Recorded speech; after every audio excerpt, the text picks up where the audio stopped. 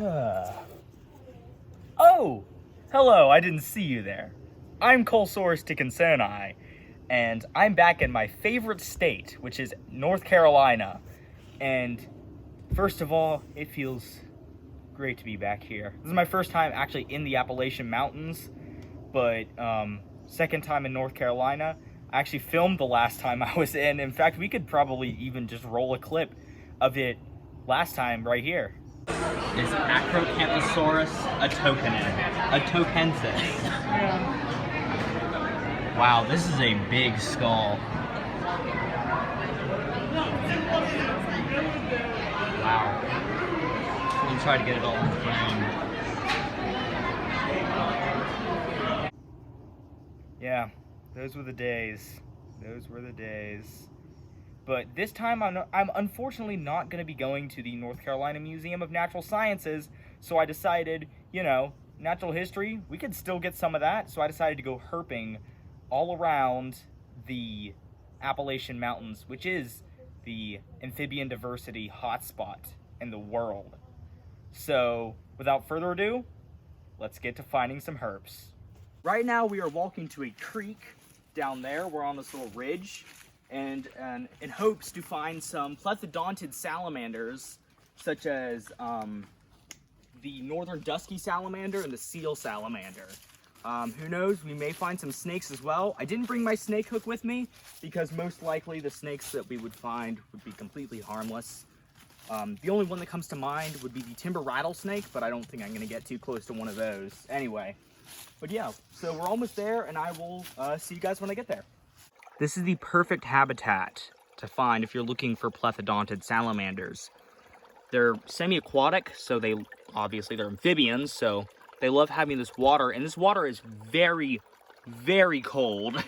It is like, I'd say 50 degrees cold.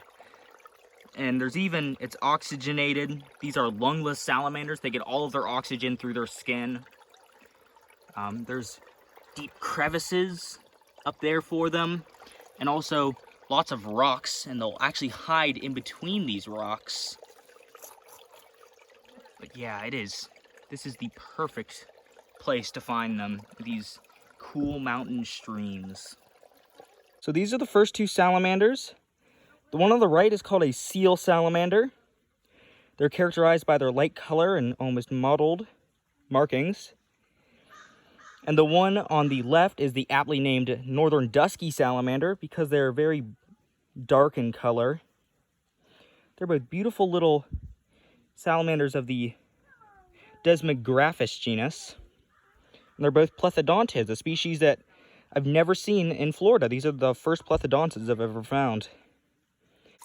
All right, so we're going to release these two little salamanders now. First goes the seal salamander. Oh, they're very quick.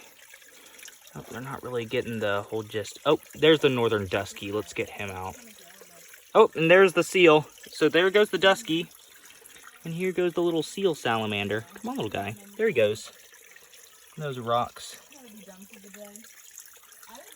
And there is the northern dusky salamander in all of his glory.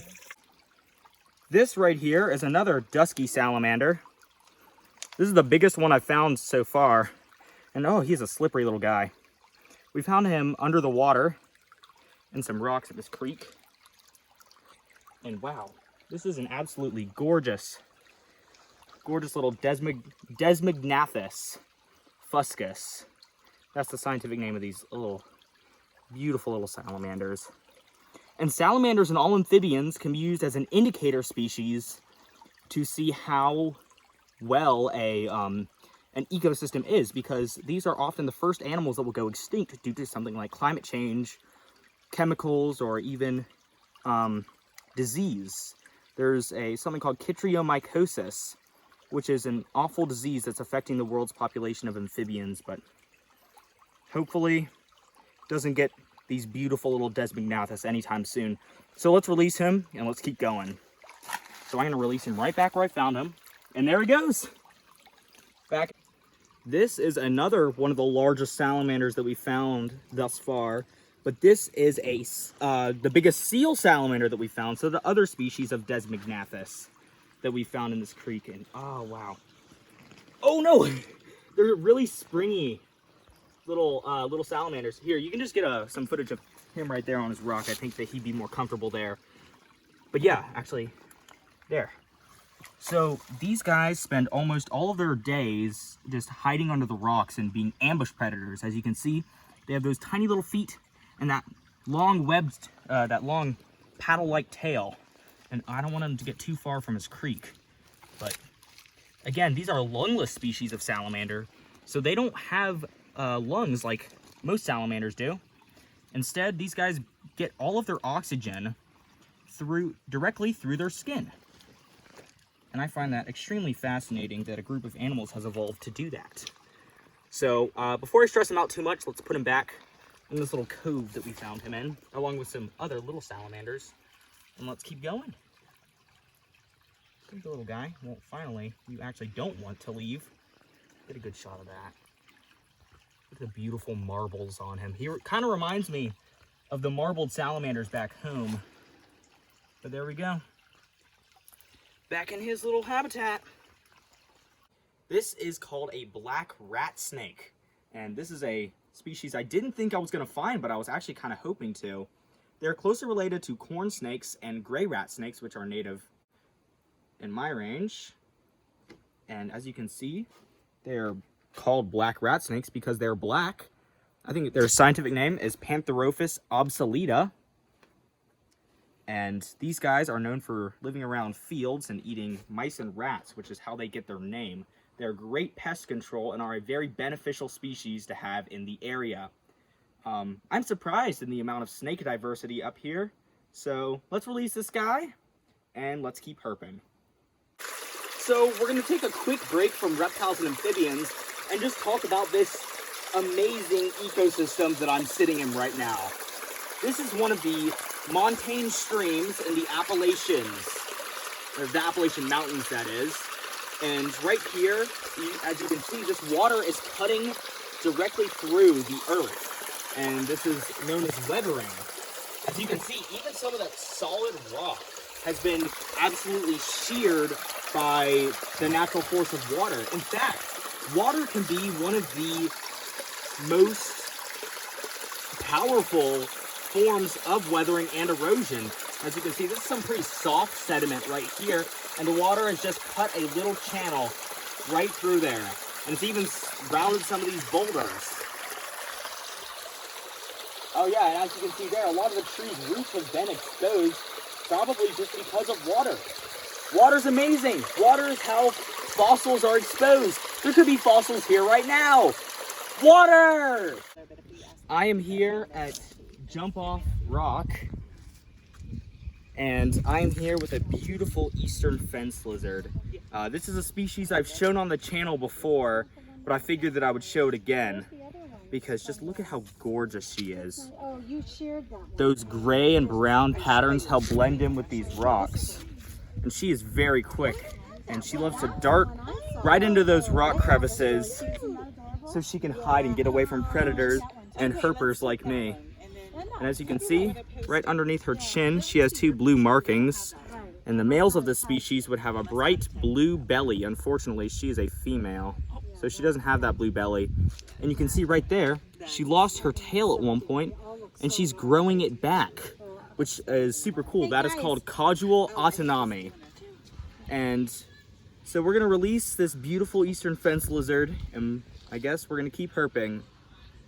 This is where I found her, in these rock crevices. And look at this beautiful habitat. These Appalachian Mountains are absolutely gorgeous. First lizard of the trip, actually, is this eastern fence lizard. And there she goes. Go on. Go on. Gorgeous. I am at the Hooker Falls in North Carolina. And this is, I'm assuming, a queen snake. However, I could be wrong. I'm going to check and see if I'm right later, and I'll put him if it's not one. But this is an absolutely beautiful semi-aquatic, semi-arboreal species of snake. They're just absolutely gorgeous. Look at those lateral lines on him. And this is a male, most likely, based on the length of his tail. And even, look, he has scarring, most likely from his prey or from another snake.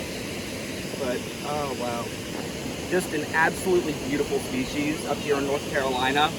So we're gonna release this snake, and we are gonna hopefully find some more. Maybe salamanders, more snakes. This guy's probably eaten some salamanders.